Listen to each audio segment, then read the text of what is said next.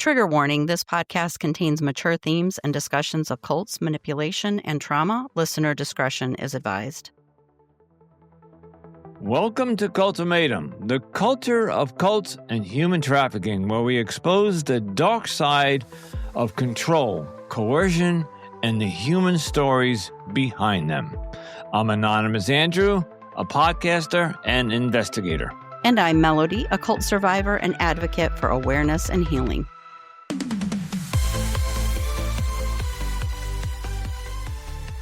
Greetings and welcome back to another episode of Cultimatum Podcast, the culture of cults and human trafficking. And my name is Anonymous Andrew. And with me tonight is my co-host, Melody. Hello, Melody. Hi, Andrew. Today we're joined by Janice Selbie, a registered professional counselor and host of the Divorcing Religion podcast, and also the author of a book with the same title. Janice specializes in helping people recover from religious trauma and emotional fallout after leaving high control groups. After spending years deeply immersed in evangelical Christianity, she now dedicates her work to supporting others as they divorce religion and rebuild their sense of identity, purpose, and community. We're so grateful to have her here with us today. Janice, welcome to Cultimatum. Thank you very much. I'm glad to be here. Yes, welcome, Janice. What a pleasure to have you. So where would you like to begin? Well, I'll begin by just letting you and your listeners know that I'm joining you from the traditional and unceded territory of the Syilx Okanagan people in British Columbia, Canada. And the city I grew up in and am broadcasting from is called Kelowna, BC. Okay. Can you expand on that a little bit? Tell us what the significance of that is. Oh, sure. Pardon me. I know that a lot of guests are probably joining you from the United States, and I just want to make sure your listeners know that religious trauma respects no boundaries. There are people from every country, every background. It is possible. As long as there are people involved, there's the possibility for trauma to occur, including religious trauma. And so, as Melody said, I now have a private practice that's devoted to helping others recover, including conference on religious trauma, shameless sexuality, life after purity culture, because that's a specific area that I know can be really difficult for people recovering from evangelical groups. Okay, so you had mentioned that in British Columbia, you're in an area where is it the indigenous people? Is that what you're talking about? And what Yes. happened to them? Was there somebody that came in? So, for example, I know in history that the English or Spaniard settlers came over here and they turned everybody into Christians. Is that something what's going on in Canada? Is some cult leader went up there and tried to start a cult in that area and succeeded? Well, I would say, going back to the Catholic Church's doctrine of discovery being the original horrifying document that made people, Catholic people, Christian people, believe that they had the right to go anywhere and claim any land. It didn't matter who was living there, claim it. I've got my air quotes going for God, and that any people who were already living there didn't count, considered to be savages because they didn't have the gospel. And so this certainly happened in Canada, and our government and the churches, the Christian churches, were responsible for pretty much decimating the culture and the population. So in Canada, we have moved forward some and had our Truth and Reconciliation Commission a number of years ago. And so several steps were designated that the Canadian government and Canadians should be moving towards reconciliation. Unfortunately, we have only maybe reached 11 or 12 of those out of over 90.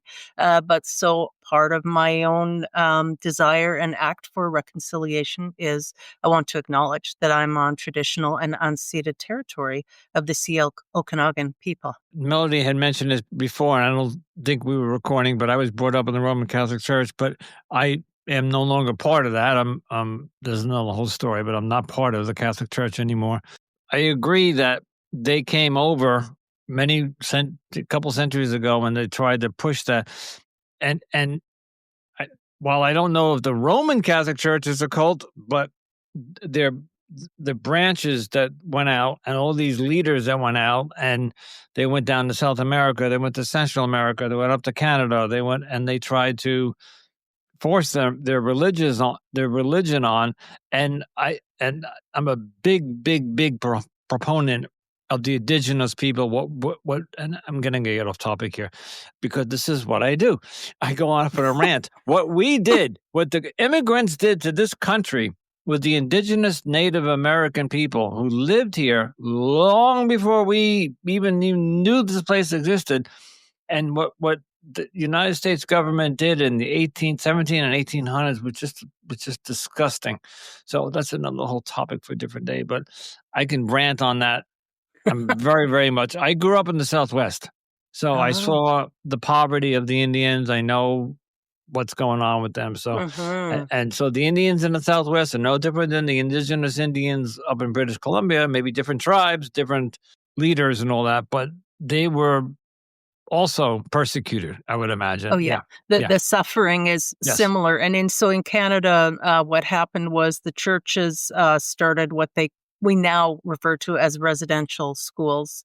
And it was with the backing of the government, the Catholic Church, the Anglican Church, some Mormon churches, Presbyterian. There were all sorts of churches who were involved. So these were church-run schools, and they were just terrible. The idea behind them was to separate the children from their parents, from their grandparents, from their cultures, from their languages. So the last residential school closed in Canada, I think, in the late 1980s or early 1990s. So that's certainly in my lifetime.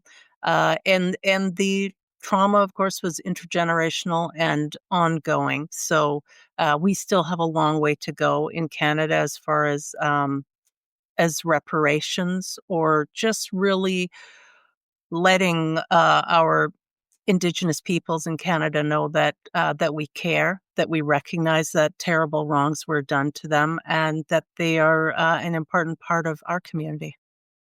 Well, I wish the American government down here would do more for the indigenous native tribes down here. They're just getting smaller and smaller. They keep taking away their land. They keep taking away their rights. But that, again, don't get me started. We would like to hear your story. And for those who might be able to see this either on Instagram or on YouTube, behind Janice is a book she wrote called Divorcing Religion. And I love that title. It's kind of an ironic oxymoron, because in my world, growing up in the Catholic Church, divorce was a no-no, So just the concept of divorcing religion, the only thing would make that work would be divorcing Catholicism. So anyway, tell us about your story, and let's get to how you wrote the book. Sure. Thank you very much. Yeah, and I can relate on the whole divorcing thing. And marital divorce was a big piece of my story. And that's why I titled my book, Divorcing Religion. So I grew up, as I mentioned, in Kelowna in British Columbia, to Pentecostal parents. And they were, they were good people. They were kind people for the most part. But their minds had been captivated by Christianity and Pentecostal Christianity. So I was raised to believe that the Bible was true, the true, inerrant, unfailing Word of God, for now and for all time. If I was sick, they would anoint my head with cooking oil. They really believed in healing, that healing was possible. And church was part of my life growing up, Bible study. Youth group, young adults. I was very musical, so I was always involved in music at church as well. And then I married a man that my pastor introduced me to. It was a total setup, and so we got married. And sometimes the person that you marry in your early 20s isn't maybe the same person that you would choose to marry in your 40s, let's say. And it's especially so when the union came about mainly as a result of religious beliefs. So that's what we had in common. We're very firm, very strong religious convictions, rather than, similar personalities or anything like that. So we got married, and then after time, we moved to Alberta, which is a prairie province in Canada. And so my husband at the time wanted to attend Bible college. He wanted to become a theology professor. And so while we were living on the Bible college campus, that's when I started seeing women in our little tiny local grocery store in Alberta, and they would have their heads covered. Their hair was covered, a head covering they were wearing, and they always were dressed very modestly in skirts and dresses, no makeup or jewelry or anything. And I asked my husband at the time, I said, are these folks Amish? I didn't recall seeing them before. He said, no, they're not Amish. They're just a particular variety of Mennonite. And they're actually being obedient to scripture, because I was asking him about that. So the one thing I didn't mention growing up in my family in British Columbia, my dad was a narcissist, and he also was a fundamentalist. So that's not a great combination. He had a bad temper. He was volatile, emotionally immature. So there was fear and an element of PTSD around growing up in an unpredictable, volatile situation. So to me, rules meant safety. And so I really gravitated towards rules. I was a very good kid, goody goody two shoes, this type of thing. And then when I encountered these Christian women who I thought were just the picture of godliness, and they revealed to me that there were more rules that I was not following in the New Testament, as far as how I should be dressing myself with no outward adornment, and covering my hair for times of prayer, and to always be in an attitude of prayer. And then I also was starting my homeschool journey with my children at that time, my daughters. So my community became increasingly insular and isolated. And actually, my husband at the time, sometimes I call him my husband, he said to me, Jan, how small are you going to make your circle? You're making it so small. So he wasn't the one that was directing me to get holier and holier. I have my air quotes going for anyone who's just listening. I was doing that myself. In a lot of ways, I was gaslighting myself or pushing myself farther down that fundamentalist rabbit hole. That was not at his instigation.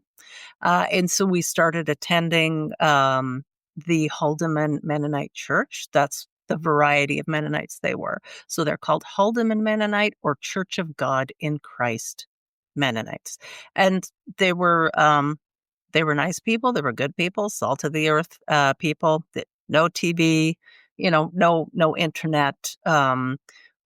They they had cars, but they would rip out the stereo from their car. That was a sign of their godliness. They pulled out the stereo as soon as they got the car. Now, coming from a Pentecostal background, I loved music. Praise and worship music was very important to me. But during the years that I was with the Holdemans and attending their services, they don't have any instruments. So the women and men sat on separate sides of the congregation, and there were no instruments in the church. The singing was always beautiful, but it was, a cappella. And so for several years, I thought, well, I should only be listening to scripture. So I found scripture that people were singing, Bible verses. And I was memorizing books of the Bible, not just verses, but entire books of them. I really was becoming more and more extreme. Even some people might say radicalized. If someone was in another religion, say Islam, and they started becoming more and more insular, like I was, people would tend to say they were becoming extreme or radicalized, and that's exactly what was happening to me. Except that the religion was Christianity. Um, so then we eventually left, ended up moving to an even smaller town on the prairies for my husband to do some pastoring work. And it was very difficult. It was a very hard year. And our marriage was difficult as well. And while we were there, many things, one right after the other, was just calamity after calamity was hitting our family and my extended family. my parents got divorced. My nephew killed someone and went on the run. And so the RCMP, the police, contacted me, and they were worried he might be coming out to try and hide out where we were. And so I had to be sure to contact them if that happened. And the church that my husband was supposed to be leading, they didn't like him. They didn't like us as a family. And so it was just a lot of pressure. And we ended up leaving and moving back to British Columbia. But still, within that 2 years, many more things, calamities hit our family. And finally, our youngest daughter received a life-threatening diagnosis. And at that point, when my marriage was hanging by a thread, I saw my parents' marriage come undone. There were so many things that had gone wrong. We went bankrupt, partly as a result of having to pay for significant medical care. So in Canada, most medical care is covered, but not all. And finally, when this last thing happened, I just thought, that's it. I must have bet on the wrong horse. There may be a God out there somewhere, but I don't think God is in Christianity, because I didn't know anyone who had tried so hard to live a biblical life and to be pleasing to God. And I felt like we just were constantly getting shat upon, if I can use that use that phrase. And so in that instance, and I even remember when it was, I was walking by my daughter's bedroom, the one who was so terribly sick, and I heard her praying. I overheard her, and she was asking in her sweet, innocent little girl way, Jesus, did I do something bad? Is that why I'm sick? It was just, oh my God, it was heartbreaking. So in that moment, I gave myself permission to start looking elsewhere, start exploring other religions and philosophies and ways of being. And that's kind of what got me started on my road of divorcing religion. I just quickly, when you mentioned that, when I was being raised, I'm going to say 8, 9, 10, I was my parents were very devout Catholics. So I was part of the altar boys, the choir boy every Sunday, and all the big holidays, Easter and Christmas.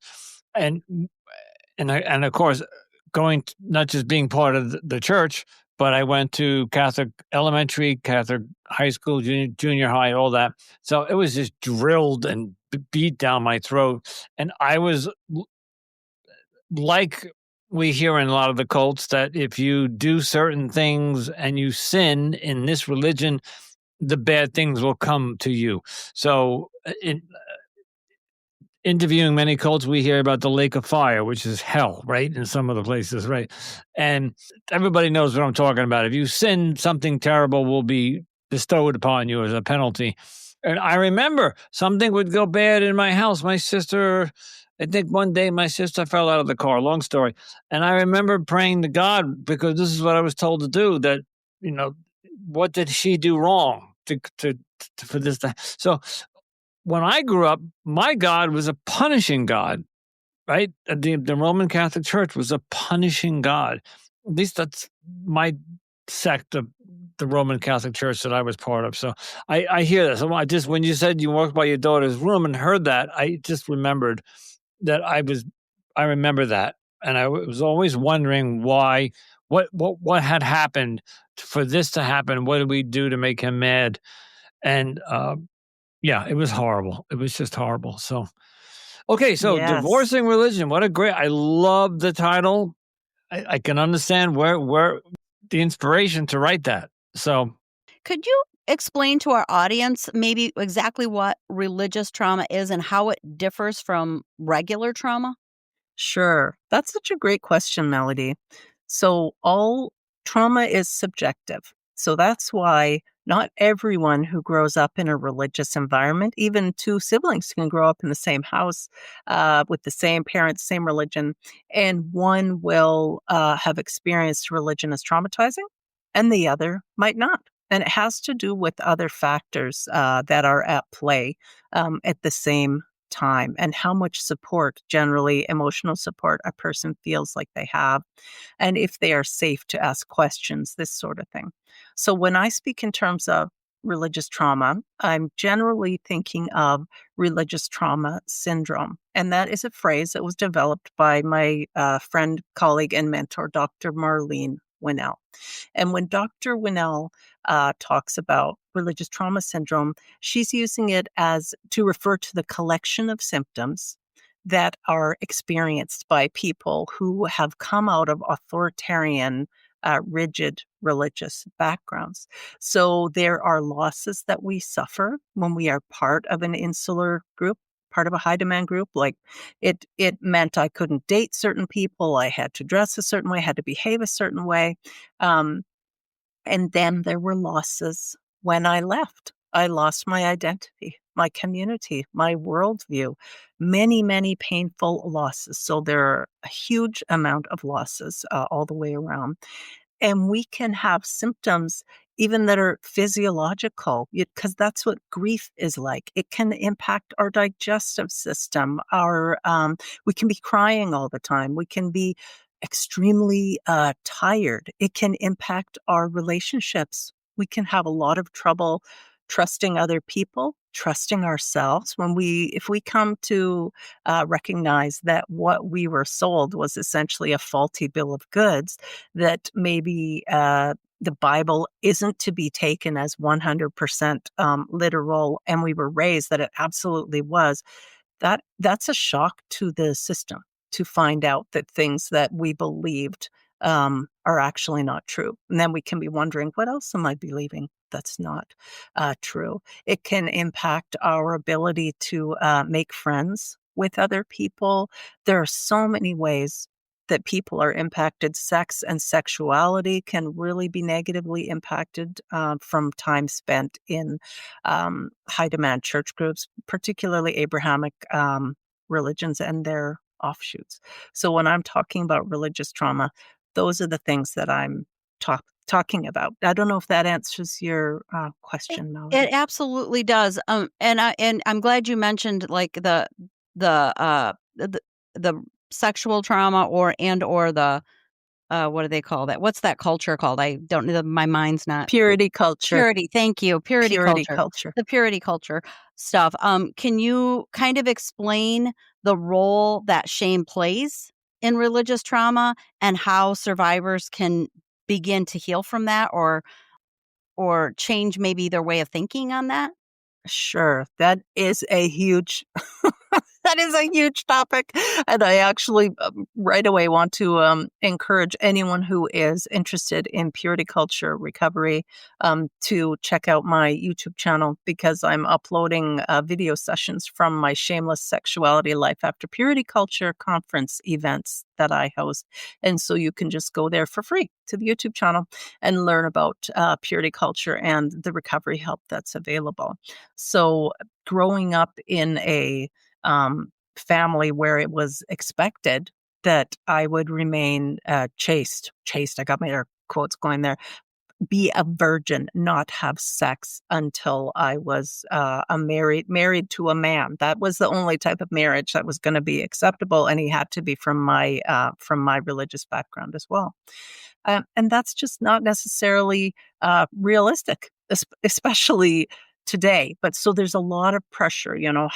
How was I dressing? Was I making sure not to be dressing in a way that could be alluring to boys or men? And I remember my body started changing and developing fairly early, when I was about 10 years old. So I still had the mindset of a 10-year-old, but suddenly cars are slowing down, teenage boys are yelling things out the window to me, men are paying attention to me that I don't even quite understand. And so somehow that was my responsibility to manage that, and it was my fault. And so we see that for girls who grow up in purity culture households, there can be a lot of baggage there. Actually, there can be a lot of disordered eating that comes out as a result of this when they're scared to develop. They don't want to put on any extra weight that might give them curves. And then, of course, they're being told how they have to dress, and how they're supposed to look. And then social media is giving us a completely different message, of course, that there is power in sexuality. So then there could just be a fear in general of sexuality. And while girls are, being told to keep their legs together, essentially, because the way they look is a problem, uh, boys are being told that the problem is with their thinking. So they are not to masturbate. Nobody's supposed to masturbate, but they're not even to be thinking impure thoughts. Oh my gosh. So try being a boy that's going through puberty and not having thoughts related to sexuality. I think it's quite impossible. But so at some point, both the boys and the girls can reach a point of disconnect. They feel disconnected. They have had to disconnect or disassociate from their own body in order to survive adolescence. And the promise that's dangled in front of them is you'll have a blessed marriage, a blessed wedding night if you just save yourself and then you say these magic words at the altar in front of all these people, and then you'll get into bed and it'll be the most incredible blissful night. And this is just not true. If we have been prevented from exploring our own body and what feels good, certainly prevented from exploring or learning about our partner and what their body is like and what feels good for them, that can lead to a very heartbreaking wedding night. But also if boys I'm thinking of Christianity because that's my wheelhouse. That's how I was raised. There can be a real sense of entitlement in how boys are raised in churches because they're told that they are to be the head of the family, the head of the church and the head of the family. What they say goes. And that means that puts women automatically in a place of submission and subservience and not having a voice. The whole thing is just a fustercluck. I have a rant that I could go off on this because I just everything you just described, I watched growing up. So yes, you see this somewhere on social media. Every once in a while, you'll see this, but women were not allowed to have credit cards until 1974. That Mhm. or the only way you could have one is if you were married and your husband signed off on it, and you can have his card, but his name was not whatever. Women were in religion, they were subservient. They were the man's. And it all came from the Bible, or it all came from men who wrote all these scriptures and all these. What I'm finding, and I'm going to keep this really brief because again, it'll go off. Is that today you're finding women reclaiming their sexuality and they're reclaiming. I mean, I don't know if it's good, but just take a look if you want, if you can, or if you dare, go on Instagram or TikTok or Facebook or some of the other ones. And all these women that are in 20, 21, 22, whatever, all the way up to 40 have their own OnlyFans channels now where they go on and do all these sexual things for men and they are making millions of dollars a year.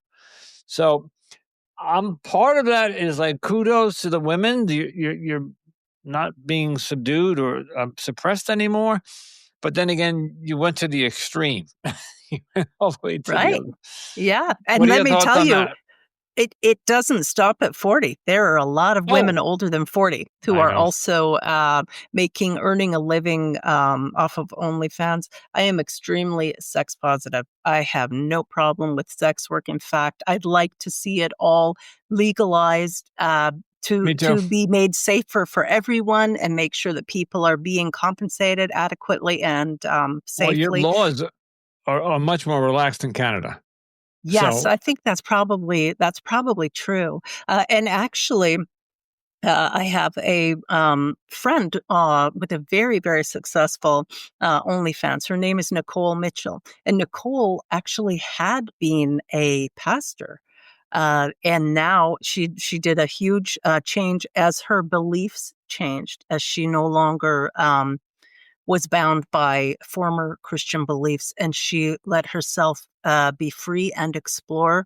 And it has made such a huge difference in her life. And she actually works with a lot of women who are reclaiming their own sexuality. And she also works with a lot of men who are recovering from purity culture and trying to figure out where do they fit in, what are their values, because sexual values are real. And I never even thought of that until I started doing this work, that people should consider what their sexual values are. And values clarification is a big part of the work that I do with my clients recovering from religious trauma. Because if we grew up in a very fundamentalist family and community, we were told those must be our values. So Yep. for me, at the top of the values would have been submission and obedience, humility, those sorts of things. Those don't even make it really onto my list now. Agency, autonomy, curiosity, those are at the top of my values list now. But I had to sit down and actually go through some exercises and figure out what's important to me now and how does my life need to shift to be in alignment with my current values. This podcast also deals with human trafficking. So we have to be careful Mm-hmm. and draw that distinction between sex work that is voluntarily consensual and a woman and I guess OnlyFans, but we don't know, and I'm not alleging anything here, but we don't know what's going on OnlyFans, if it's how many of them are being sex trafficked, how many of them are being done from. I would hope that OnlyFans is vetting their people, their content creators, but I Right. I Right. No, digress. we'll be right back after a quick break. Don't go anywhere. More Cultimatum is coming up. You make a great point there, Andrew. And this is actually another part of the conversation that I have with my folks who are recovering from purity culture, is pornography and intimate Yep. videos. Because formerly, when we were religious, there's hardly anything worse that could be they said or done than pornography. But I tell people that ethical porn, and so some of your guests or some of your listeners might not be familiar with that. Ethical porn is a segment or a community in the porn industry where everybody is of age, everyone's legal age, everyone's consenting. People are participating because they want to. There's safety on the set, and there's adequate compensation. So if people are just going to Pornhub or someplace like that, you are probably going to end up watching things that are better not being watched because there may be trafficking involved. Ethical porn is fully vetted, and there are producers and directors and people this is there gonna being sound responsible. this is going to sound silly, but it has come to the time when you go to the grocery store and you look at a tomato and you want to know if it's organically grown. So no chemicals, no pesticides, and I'll take the healthy one home. Same thing with porn. If you can look at porn, is this ethical porn? Was this done by a woman who was forced to do this and they drugged her with heroin or something, versus the one that's made somewhere in the United States, and there's some women. There are some women who are doing this now, who are creating their own studios now, and they're coming up with some fantastic. I have not seen any of it because I'm just way past my whatever, my interest these days. But I've been there, done that. But anyway, yes, it's fascinating, but I only bring this up because part of the podcast is human trafficking, and I just want to make a distinction that there's a big difference in sex work that's consensual versus the old-fashioned porn that we don't know where they're coming from. Yeah, I just wanted to make it No. clear that, yes, because like you said, the fact that we cover human trafficking on our podcast, it was really important to make that distinction. And here's the problem, is that we have been trying to get more people from the human trafficking side to come forward, and they're afraid to, because the ones who did get out and get an escape are afraid to come out of the shadows and talk about it. Now, the ex-cult members can come on, and I think they're protected. They're pretty much protected because, let's say you're an ex-JW, you're an ex-Scientologist, whatever you're an ex of, there's a good chance if you come on a podcast or a TV show or whatever, or somebody writes an article or a documentary, you're going to be safe. Nobody's going to come after you. But in the sex trafficking world, if you come out and tell your story and they're still in business, I don't know how safe you're going to be. And I Mhm. can't guarantee their safety, and that's a problem. But we want more people to come forward to talk about it because it's rampant. It's really, really, really, and especially with the children, Yeah. the underground sex that's Mhm. going on with the kids. It's just Mhm. heartbreaking. Right. And part of the importance, in talking about these things is to de-shamify what we Correct. have, been through, because, if it's kept, hush hush and we're not allowed to talk about it and that's a big secret, that's not what we want. We wanna blow things wide open and Mhm. say, "This is what happened to me, and I don't want it to happen to you, and I don't want it to happen to your child. Here is how, it happened to me. Here's how you can, best protect yourself." And the shame does not lie with the person who was harmed. The shame Right. lies and belongs to the person who is causing the harm. And that's a distinction that I, work with my clients on, the difference between guilt and shame. And so we sometimes might feel guilty about something that we've done. Shame is much deeper. Shame reflects, who I am. It's not just that I did this bad thing, it's I am this bad thing. So a lot of the work that I do with clients, is helping them to, de-shamify and to really build up their self-compassion and self-acceptance. Excellent. And I'm glad we took that little left turn there and talked about that because it really needed to be brought out into the open. We have maybe 10 to 12, 15 minutes left. Did we get to your deconstruction to when so you wrote the book, Divorcing Religion. Was that part of your deconstruction? Oh, what a great question. So, yes, I was married to my first husband. That's when I I started love my husband. By the way, I love that term, the husband. Isn't husband. that sweet? And I'm happy to say we actually have a very lovely friendship now. And we were married about 18 years and, largely raised our daughters, together. But the marriage did not survive. So you mentioned previously the idea of going to extremes. Someone goes from being very fundamentalist to, yeah, now I have my OnlyFans channel, and that was certainly, that was the case for me. So my husband didn't become a born again a Christian. I got my air quotes going till he was like 18 or 19. I was raised in it. I didn't really have a say in it, and so as I started tugging on that thread and my beliefs started unraveling, in front of me and all around me, I became quite unmoored. It was really, I didn't, it was a free fall. It was like an existential free fall. And I was doing it while I had, kids. They had a front row seat to my gong show deconstruction. I'm sure it was very hard on them. And as I say, the marriage didn't survive. I gave myself permission to try whatever I wanted. I decided I would deny myself nothing. And thankfully, I survived it all. Here I am. Things could have gone much worse. And so there was a huge, process, and it took many years. And by the way, I have since, of course, apologized to my children, had big conversations with them.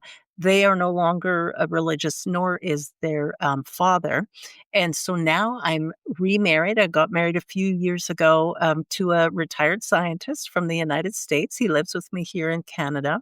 And we have a beautiful marriage, and it was in the setting of my healing from all these different things that I'd started in 2020 writing my book. So it's called Divorcing Religion, a memoir and survival handbook. So the memoir is exactly, as its title. It's just about my life and my experiences growing up and then deconstructing and deconverting. I call it my ex-testimony. And then the handbook portion is based on an online workshop that I developed, in 2018 called the Divorcing Religion Workshop. And so I wrote it in a way that it reflects the stages that someone might relate to, when they're going through a divorce or the end of a very serious relationship, because that's what it felt like for me when I, lost my faith or walked away from my faith. It was that serious. It felt like a divorce. So there's the memoir portion and then the workbook portion. And I receive letters from people all around the world from many different backgrounds who have read my book or heard my podcast. And they're just so grateful. And they like to tell me how it's gone with them and what they're recovering from. And I love hearing from folks. That's wonderful. We are going to start to wrap up. And there are two. So Melody and I, at the end of the podcast, I ask one question. She has one question. I think you answered the question, but I don't know. I need clarity. So my question to the guest is, you were in this cult, religious entrapment, whatever, and you got out, you wrote a book, you deconstructed, you married again, you're living happy, and I heard you mention something about faith with your children and faith with your husband. But where is your faith today?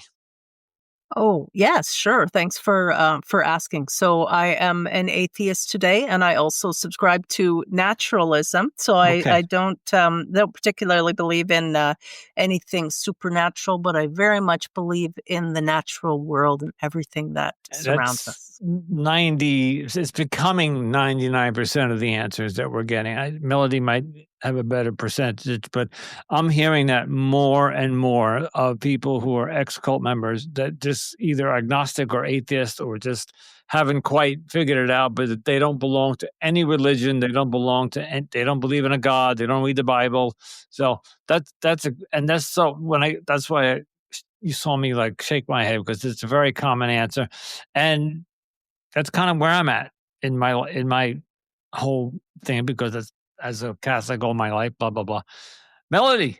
Let's just say, Janice, that somebody's listening that's finding themselves in a similar situation that you were in, with a similar type of group or religion, and they're starting to question it, or they're thinking about joining a group, but they're kind of questioning it or seeing some red flags. What would be your advice to them?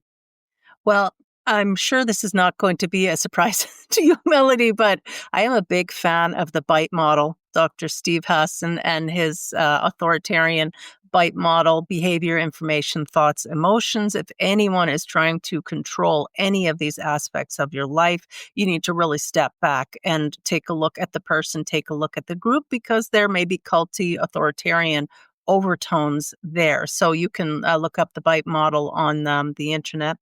Uh, but also, please know that you are not alone. Many people have walked this road before you, and many will also continue walking it after you. And you don't have to do it alone. You can reach out to a secular therapist, a qualified secular therapist. I'm a religious trauma recovery coach, as well as a registered professional counselor. I understand the losses and the pain and the sorrow, as well as the liberation that can come and the growth that can come when we start finding out who we really are instead of who religion told us that we had to be.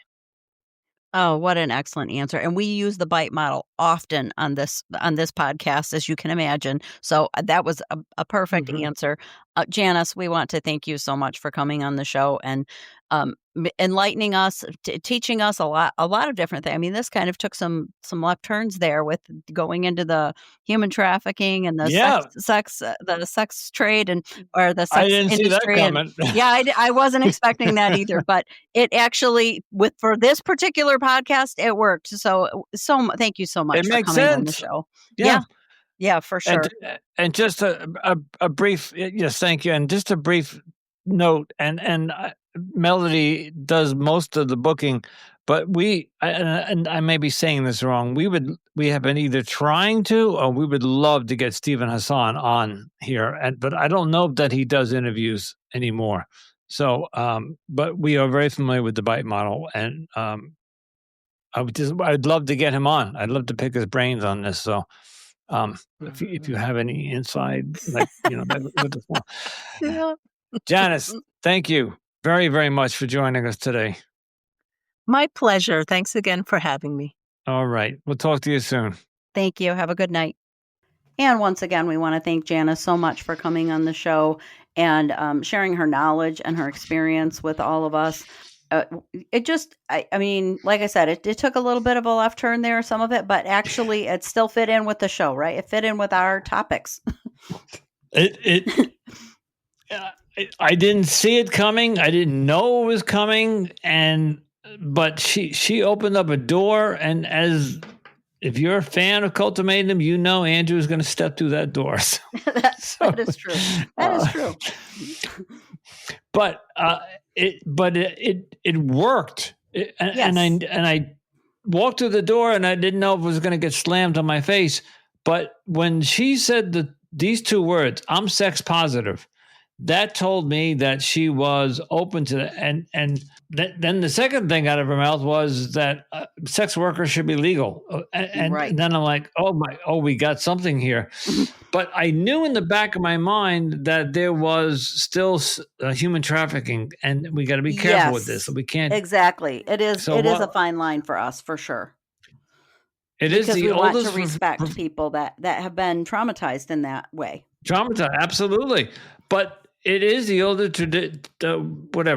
profession in the world is prostitution. It should be legal. It'll be a lot less harmful on people if they went to doctors and got everything done right, and everything we discussed, the porn and the women making their own money now on OnlyFans, all of that. It's a whole world that I'm not even familiar with because I'm too old for that, and I just don't care.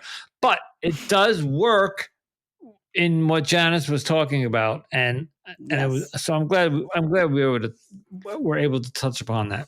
Yes, and I think she gave some great advice and information for people going through religious trauma and people, that are trying to recover. So, and definitely, check out her YouTube channel if you think that you could get more information and more. And she also has a support group. So, yes, a little bit of a different guest for us, but I think it was a great fit for the show.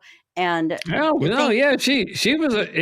was in a cult, and more importantly, I found out something new, that the Native American, if I'm understanding it correctly, it's the Native American Indians, or the indigenous people of Canada who are Indians, were indoctrinated into this cult, which it just blows. I don't know why I find that shocking, because we did the same thing here when Christopher Columbus, or all those, the Spaniards, the Italian, whatever, when they all came over here, they brought their religion with them, and they forced it upon the people who were living here. So absolutely. So, but thank you again to Janice, and thank you to all of you for tuning into Cultimatum. We do appreciate your support in our mission to expose the truth and highlight the voices of these survivors. If you're enjoying the show, don't forget to rate and review us on Apple and Spotify. And please, please, please, I'm going to extra beg, go down. If you're on Apple, especially Apple, we have 14 reviews, and those reviews tell Apple to, so if we had like 30 or 50 or 60 reviews, it tells the algorithm, if you search for cults, it says that more people are listening to this. So we need folks who are listening. Anyway, please go down and one person, each of you, leave us a review. It would help us tremendously. Thank you. You can also follow Cultimatum on Instagram, TikTok, Pinterest, YouTube for more content and updates. Don't forget to join our Facebook group, Cultimatum Podcast, where we dive deeper into these important topics. And if you are a cult survivor and you're looking for additional support, you can join the Cult Escape and Healing group on Facebook. If you're interested in more of my work, check out my other two podcasts, Digital Dating, where I unpack the complexities of relationships in today's world. And I have the Weekend Rant, where I tackle life's frustrations with no filter. And you can check everything out under the AnonymousAndrewPodcastStudios.com website. And if you have a story related to cults or human trafficking that you would like to share with us, please email us at cultimatumpodcast@gmail.com. We would like you to support the show if you can by helping us cover production costs. And you can do that by going to the show notes. You'll see a little link that says buy us a cup of coffee. Just follow that link to our it's like a little page. You click on it and you can donate $5 or $10 and keep us on the air, and we need the help. Yes, we always appreciate that. And as always, stay safe, stay informed, and remember, you are not alone.